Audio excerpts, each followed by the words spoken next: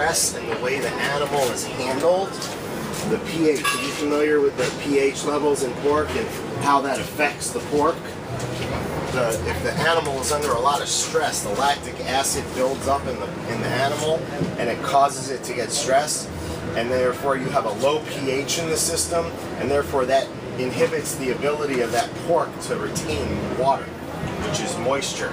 So when it's slaughtered, it loses moisture, and you end up, and you can't tell, you can't see it in the grocery store.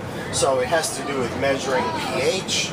It has to do with the color of the animal and so forth. And so White Marble Farms created this high standard spec about this pork, and it's been very consistent, and they've sponsored us over the last few months because it's been so consistent in the KCBS with the St. Louis and baby backs, as well as pork shoulders that we're using.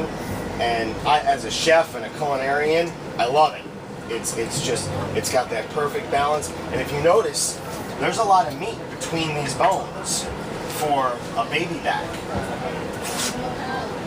It's not like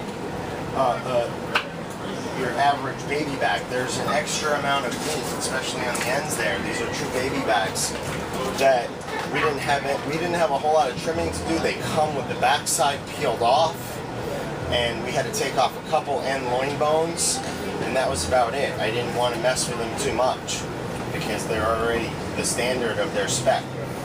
Now the seasoning that you just put on your plates. We have two different seasonings. I created the pre-dust and the finishing dust. Pre-dust is something I like to do instead of vinegar, and it's a two-stage seasoning system. It's got corn syrup solids in it, black pepper, that one. The white one is the pre-dust. And the pre-dust goes on our pork several hours prior